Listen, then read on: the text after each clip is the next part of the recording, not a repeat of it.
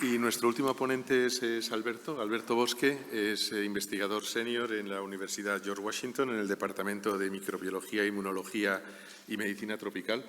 Alberto es de aquí, es de Zaragoza y hizo su postdoc con Vicente Planelles en Utah y ahora pues dirige su propio laboratorio que es el Bosque Lab, o se lo traduces Forest o Wood.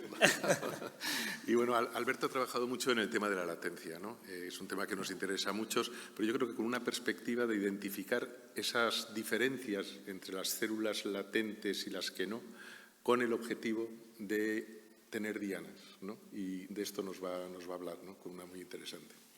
Sí, pues primero, muchas gracias a la organización por invitarme a dar una charla. Como Pepe ha dicho, yo soy maño, pero llevo 18 años viviendo en Estados Unidos, así que si me sale algún anglicismo, yo lo siento. No tengo la experiencia de hablar en español mucho y sobre todo no hablar del VIH. Pero hoy lo que vamos a cambiar un poco de tema de las charlas anteriores y vamos a mirar a nuevas dianas potenciales terapéuticas para utilizar para la eliminación del reservorio.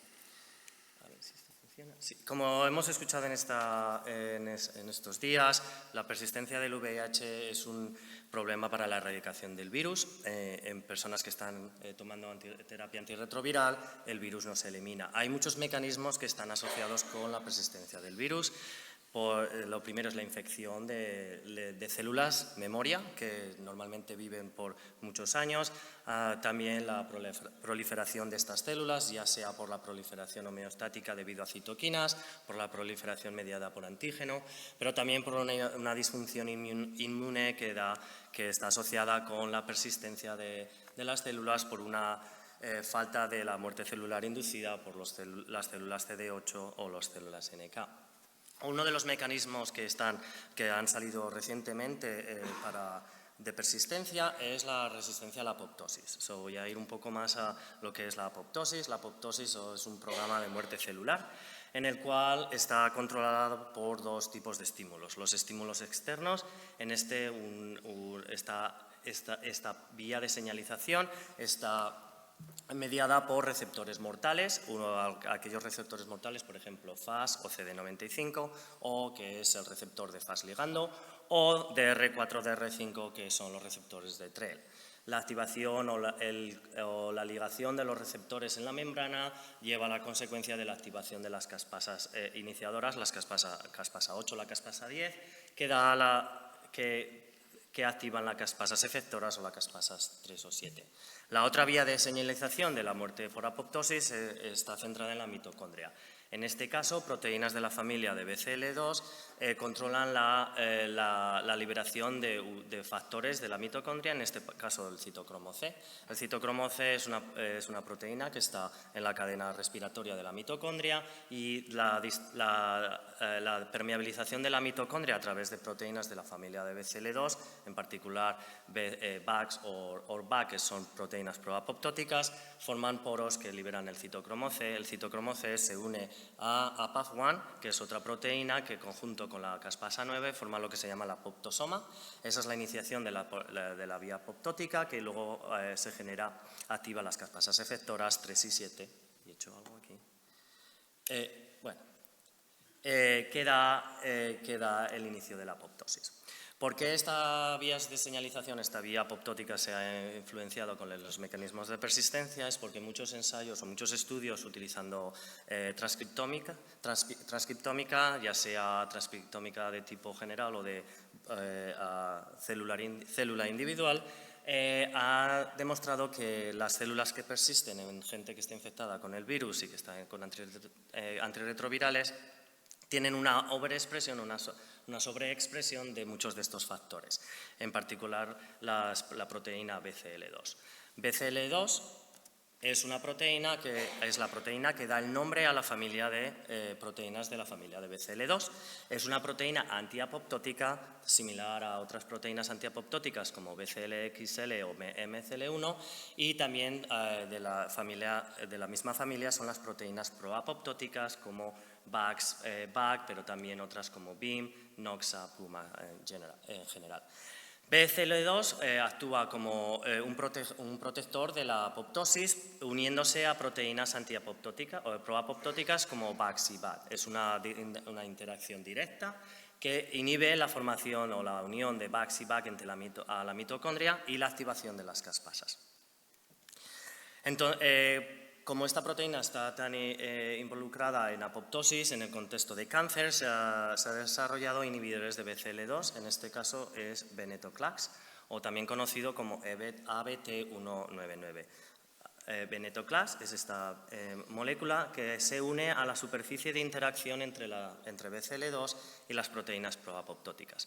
Una vez que venetoclax se une a esta superficie de interacción, las proteínas proapoptóticas se liberan de su interacción con BCL2, se pueden unir a la mitocondria y empezar el proceso apoptótico. Los primeros estudios de venetoclax en el contexto de VIH, en el contexto de persistencia, fueron del laboratorio de Andrew Badley, ya unos casi 10 años, en el que demostraron que si células infectadas, células latentes, se preincuban con venetoclax, estas células, una vez que se reactivan con la típico shock and kill, que llamamos, con un agente reversor de la latencia, las células que estaban incubadas con venetoclax mueren más que si están sin incubar. Más tarde, el mismo laboratorio demostró que células de pacientes que estuvieran incubadas con venetoclax, hay una reducción del provirus que está integrado en las células, ya sea medido como DNA en las células o medido como la liberación de P24 o de GAG, la proteína de la cápside que hemos visto después de reactivación. Más tarde, el laboratorio de Brad Jones, que nosotros colaboramos con él, demostró que si cogen células que están in vitro infectadas, o en este caso utilizando péptidos del virus, y utilizan CD8 o CTLs que son específicos del VIH y aíslan las células que sobreviven a esos CD8, una de las proteínas que está incrementada en la expresión es la proteína BCL2. No solo eso, cogiendo células aisladas de pacientes suprimidos con terapia antirretroviral y separando las células, ya sea en células que expresan altos niveles de BCL2 o bajos niveles de BCL2, demostraron que hay mayores niveles de intact provirus o de provirus que están intactos en aquellas células que expresan más BCL2, sugiriendo que aquellas células que pueden sobrevivir in vivo son células que expresan altos niveles de BCL2. Y con ello lo que demostraron también es que si incuban células que están ex vivo, se reversa la latencia con un agente reversador de la latencia o un LRE, estas se incuban con venetoclax y con los CD8 específicos, eso da paso a la reducción no solo del DNA o de DNA presente en las células que sobreviven, pero también una reducción de los virus que son capaces de replicar in vitro. Estos ensayos con venetoclax se han también utilizado en muchos estudios ex vivo con células de pacientes con, por ejemplo, la incubación con ixazomib, que es un inhibidor del proteasoma. Se ha demostrado en modelos de latencia que también puede reactivar del virus.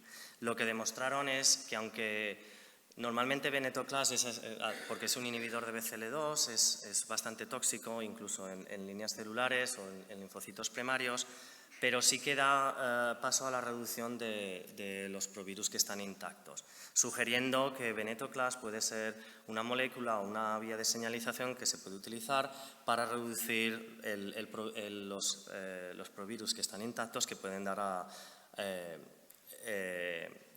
paso a la replicación del virus. Experimentos en animales son mínimos con el venetoclax. Hay unos estudios en modelos humanizados de ratón. El primero de estos estudios, también del laboratorio de Andrew Badley, lo que hicieron es tratar ratones humanizados que fueron infectados que fueron infectados y luego se les dio venetoclax cada día y se miró a la viremia. Entonces estamos mirando aquí no en el modo de latencia, pero sí tiene una implicación en la viremia. Y lo que vieron es que con venetoclax hay una reducción en el nivel de viremia comparado con animales en los cuales no se les da el venetoclax. Y luego lo que sí que miraron una vez que los animales son sacrificados es que hay más animales que no tienen virus que aquellos que están en el control, indicando que al menos en venetoclax administrado en el momento de viremia puede reducir el establecimiento de la latencia en este modelo de ratón. Más recientemente, el laboratorio de Mark Pellegrini, en colaboración con Sharon Lewin en Australia, demostraron que si venetoclax se da en el contexto de terapia antirretroviral en los ratones humanizados, hay una reducción del tiempo a reactivación del virus. Lo que se ve en esta gráfica es que en aquellos animales que recibieron venetoclax, el número de animales que están sin viremia es un tiempo más elevado. Hay estudios también en monos, lo que pasa es que esos no se han publicado. Hay una presentación en 2 semanas en el meeting de persistencia en Florida y veremos cómo venetoclax si funciona o no en estos modelos. Aún así, por lo menos hasta ahora, lo que hay es un clinical trial que está para la administración de venetoclax para saber si reduce los reservorios en individuos que están viviendo con el VIH. De venetoclax y de la modificación de BCL2 en el contexto de la cura no hay más, de hecho. Estos son todos los estudios que al menos se han publicado. Hay muchos estudios que están ongoing, entonces veremos si venetoclax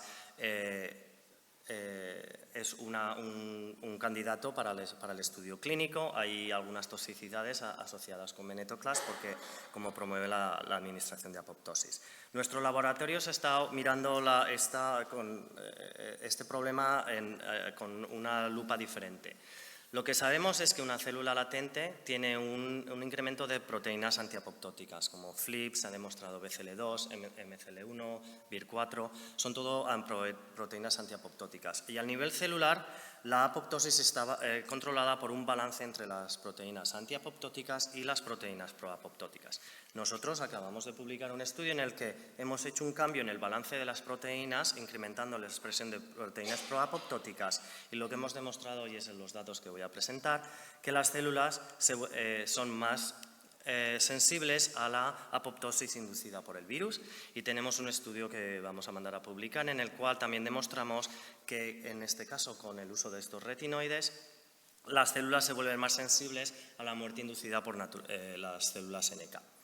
En este trabajo nos dedicamos a estudiar la isotretinoína o isotretinoin, que es un retinoide.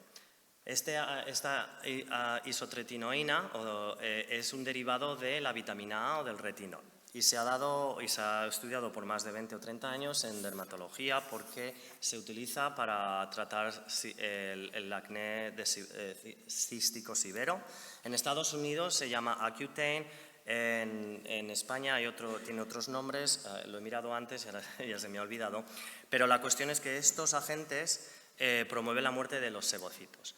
¿Cómo encontramos este compuesto y cómo nos estamos dedicando a esta vía de señalización? Está en el artículo y por el tiempo no voy a poder presentarlo, pero lo que tenemos que saber es que de hecho este compuesto se ha estudiado en personas viviendo con el VIH para ver el efecto en la reconstitución del sistema inmune. Este es un ensayo clínico, se ha terminado, no está publicado todavía, pero sé que por lo menos ha sido seguro, no ha habido ningún efecto adverso y en este caso se administró por 16 semanas, 4 semanas a una dosis baja de 0,5 miligramos por kilogramo diariamente y luego 1 miligramo por kilogramo. El problema con estos compuestos, o por lo menos, es que tienen que excluir mujeres que pueden llevar un niño porque los retinoides tienen un problema que son teratogénicos. Entonces, eso es algo que también habrá que mirar en el futuro. Entonces, primero lo que nos preguntamos, en función de los resultados que teníamos en el laboratorio, es si esta molécula puede reactivar el virus en células de pacientes.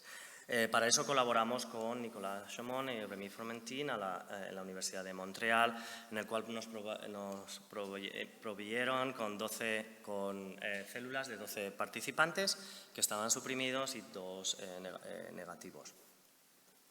Entonces, para mirar si reactivan el virus, hemos desarrollado un ensayo que le llamamos el Tracer Assay, que nos permite la habilidad de mirar si reversadores de latencia promueven la reactivación del reservorio que puede dar origen a proteína, lo que llamamos el translation competent, si este reservorio puede reactivar y puede dar no solo ARN, pero también proteína. En este ensayo cogemos células de PBMCs de participantes, aislamos las células CD4 y las ponemos en cultivo en presencia de antirretrovirales, porque lo que queremos ver es el primer efecto de reactivación del virus sin haber replicación. Los mantenemos por 4 días y cogemos los sobrenadantes y los analizamos por P24 en un ensayo que hemos desarrollado, que es un ensayo ultrasensitivo de P24. Este ensayo detecta tan bajo como 10 centogramas por mililitro de P24 soluble. Se puede realizar en una plaza de 96 pocillos y se utilizan solo por pocillo entre 25 y 50 microlitros. Y este ensayo lo que demostramos en esta publicación es que lo podemos utilizar en diferentes medios sin ninguna manipulación. Lo hemos utilizado no solo en medios de cultivo, pero también en plasma, en CSF y también en leche materna. Entonces, ¿cómo funciona? Aquí en el eje vertical lo que tenemos es los niveles de P24 en femtogramos por mililitro. Aquí tenemos diferentes condiciones, cada participante tiene un símbolo diferente. En las líneas horizontales tenemos, el primero es el límite de detección del ensayo, ese límite de detección que nos da el ensayo son unos 8 femtogramas por mililitro, pero luego lo que hacemos es coger los mismos tratamientos y hacerlos en personas que no tienen HIV, los miramos y miramos los niveles y utilizamos un límite de la media de esos valores más 2 veces la desviación estándar para tener seguro que con el 95% de probabilidad de que todo lo que detectamos a través de más arriba de la línea es positivo. Lo que vemos aquí es que en ausencia de estimulación en 3 de los participantes podemos detectar P24. En este caso, en aquellos que responden con CD3-CD28 podemos ver la reactivación del virus. En nuestro caso hemos estado utilizando interleuquina 15 como latency reversing agent. Aquí vemos que interleuquina 15 puede incrementar la reactivación de latencia. En este caso tenemos antirretrovirales, entonces el virus no está replicando, solo reactivación de latencia. Y lo que observamos es que en presencia de isotretinoin tenemos una reducción de los niveles de P24. Estos resultados y otros resultados que están en el artículo nos dio para tener la hipótesis de que quizás el isotretinoin, después de la reactivación de las células latentes, es promoviendo la muerte celular.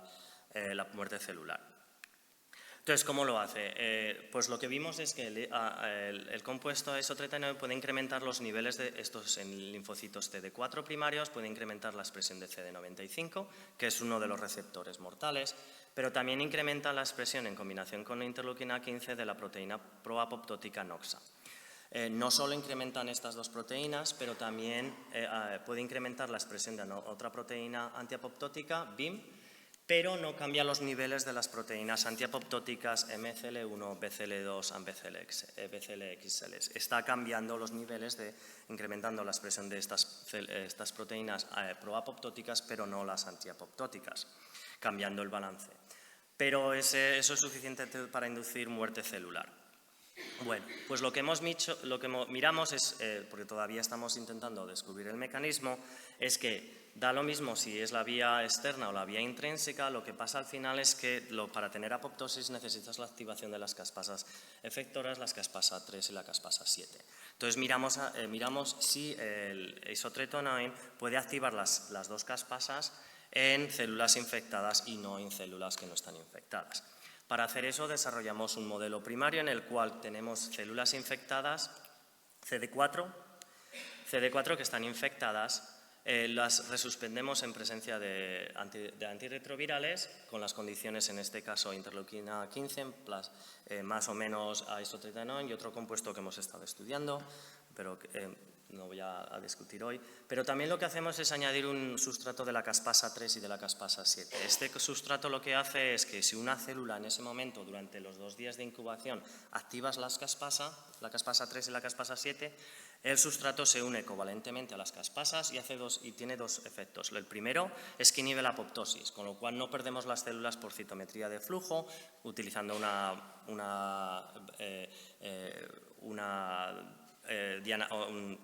marcador de viabilidad. Y la otra es que es fluorescente, entonces las células se vuelven fluorescentes. Y podemos analizar cuántas células están infectadas o no, cuáles son las células que están activando las caspasas. Para eso lo que también miramos en el mismo cultivo son células que están infectadas. Esto es una infección, lo que tenemos es los niveles de CD4 y cuando infectamos in vitro con en este caso con NL43, lo que tenemos es la expresión de P24 y la reducción en la expresión de CD4. Entonces, estos son células que están están infectadas productivamente. Pero también tenemos células que en este cultivo van a estar infectadas. No van a estar infectadas, van a estar expuestas al virus, pero no hay infección, o por lo menos no en un nivel que las podamos detectar. Así que cuando miramos el efecto de los compuestos, lo miramos en el mismo cultivo en ambas poblaciones. Entonces podemos mirar ahora a la caspasa. Y lo que se ve es que si miramos a las células que están expuestas al virus, pero no están infectadas, no tenemos activación de la caspasa, las células no están muriendo. Ahora, aquellas células que están infectadas, lo que vemos es una activación de las caspasas. Lo primero que se observa, comparado con un control, con el DMSO, que es el solvente del compuesto del isotretinoin, lo que vemos es que no hay un incremento de la actividad de las caspasas simplemente con la interleuquina 15. Pero en presencia de la isotretinoin lo que vemos es un incremento más elevado de la actividad de la caspasa 3, pero como se puede ver esto no pasa en las células que no están infectadas, entonces la apoptosis se está induciendo solo en aquellas células que están expresando proteínas, que es lo que digo aquí. La conclusión es que hemos encontrado un compuesto que está aprobado por la FDA y que se ha utilizado por más de 20-30 años, que puede inducir la apoptosis en células que están expresando el virus. Lógicamente, en el contexto de shock and kill, estas estrategias se tendrían que utilizar con un reactivador de la latencia para reactivar el virus, ya que se necesita la expresión de proteínas virales para el compuesto tener la actividad proapoptótica. Y con eso ya voy a concluir con los acknowledgements. Natalie Howard era una estudiante de doctorado que hizo todos estos trabajos y ahora está haciendo un postdoc. Quiero agradecer también a todo el laboratorio. Esto es Washington, aquí podéis ver Capitolio.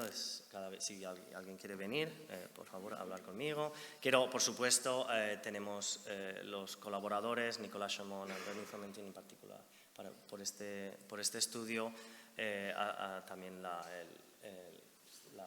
el funding de las instituciones y sobre todo los participantes en los estudios de los que hemos utilizado células. Y cualquier cuestión.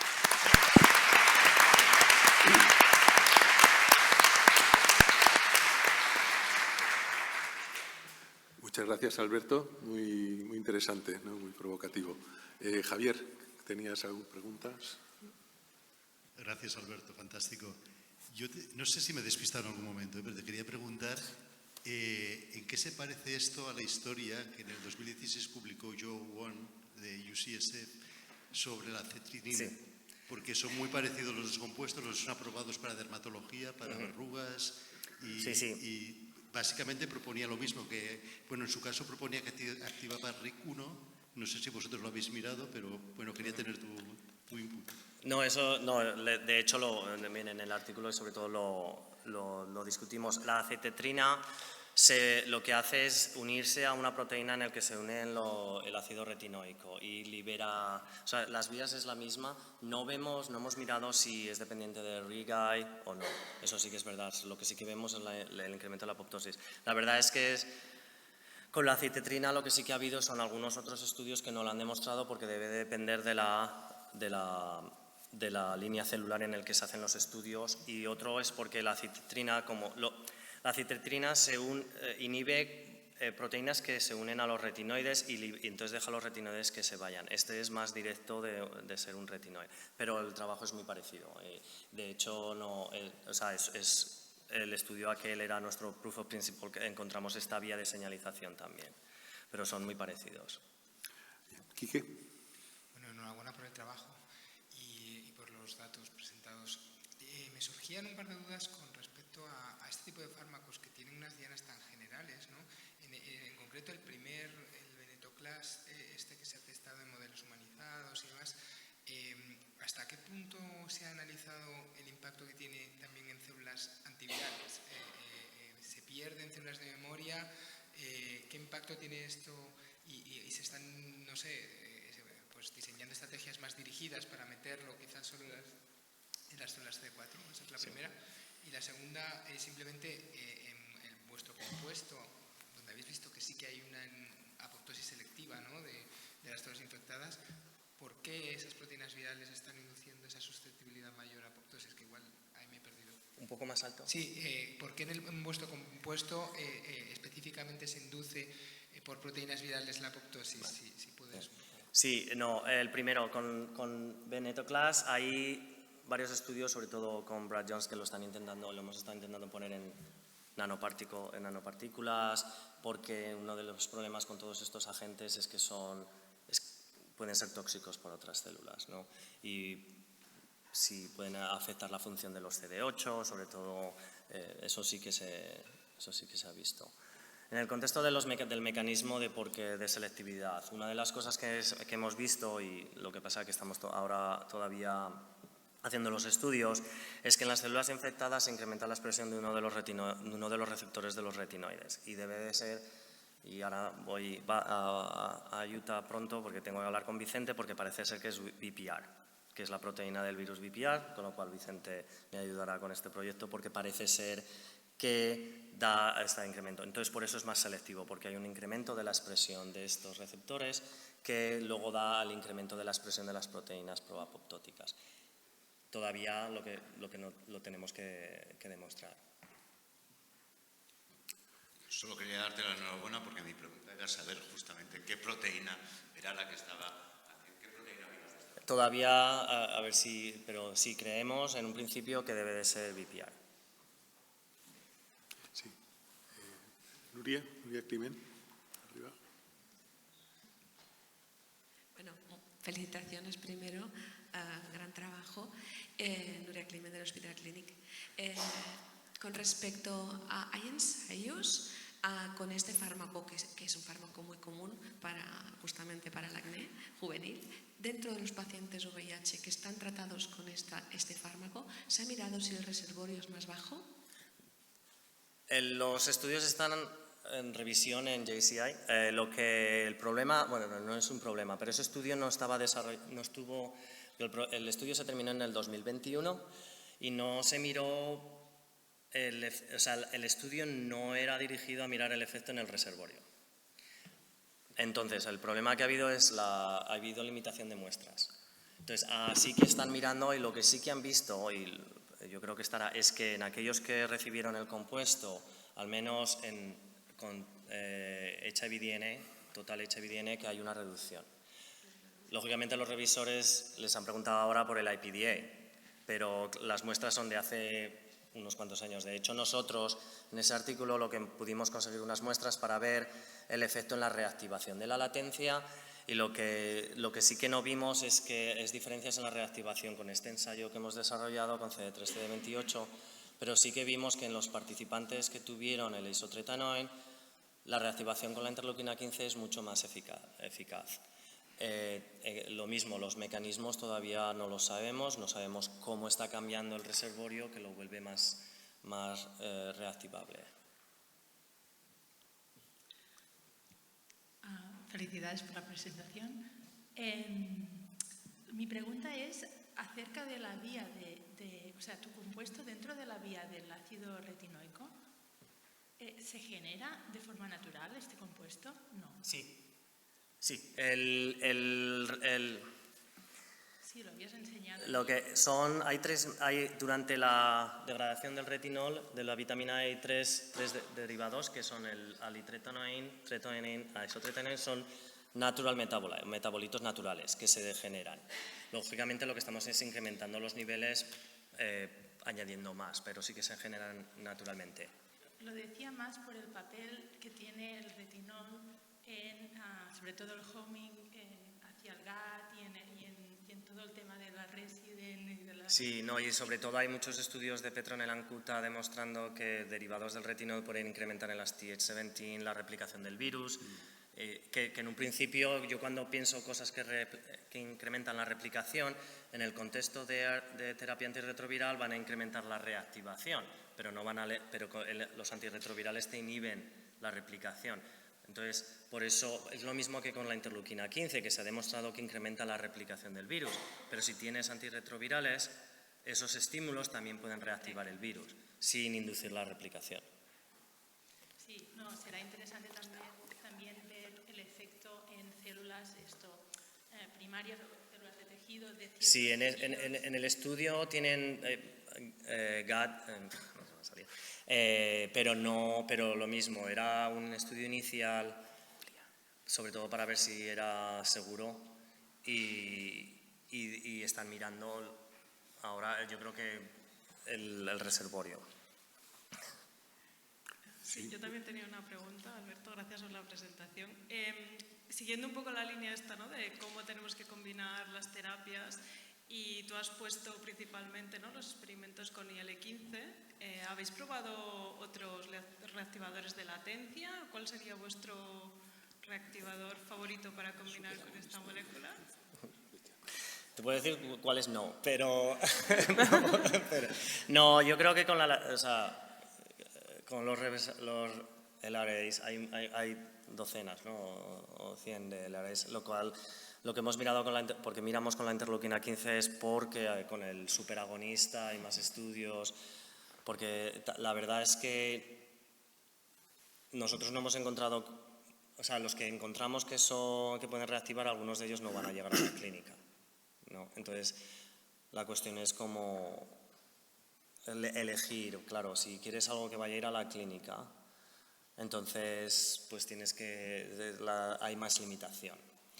En el ex vivo, in vitro, podemos hablar de LRAs por horas y depende del modelo, qué células vas a usar, qué vas a mirar, cómo lo vas a medir, porque eso es importante. Vas a medir ARN, vas a medir proteína, qué vas a medir. Entonces, diferentes LRAs van a funcionar de forma diferente. Luego, en participantes, pues va a ser lo mismo. ¿Dónde está el reservorio? ¿En qué tipos de células? ¿No? Van a ser unos LRAs van a reactivar mejor o peor. Eso María hizo muchos estudios en eso. Entonces, nosotros utilizamos interleuquina 15 en este estudio porque los efectos de estos compuestos lo que vimos es que sinergizan con la interleuquina 15 y otras citoquinas como la interleuquina 2. Bueno, sí, nos quedaríamos horas, sobre todo yo que no como, pero creo que no es el caso de la mayoría. Si quieres ya cerramos, Ana. Sí. Pues muchas gracias primero a Gesida por darnos la oportunidad, ¿no?, de moderar esta mesa, a Pepe y a mí. Creo que las charlas han sido muy interesantes por parte de todos los tres ponentes, que nos han acercado, ¿no?, a nuevas estrategias y modelos. Y pues muchas gracias a todos y que sigáis disfrutando de este congreso.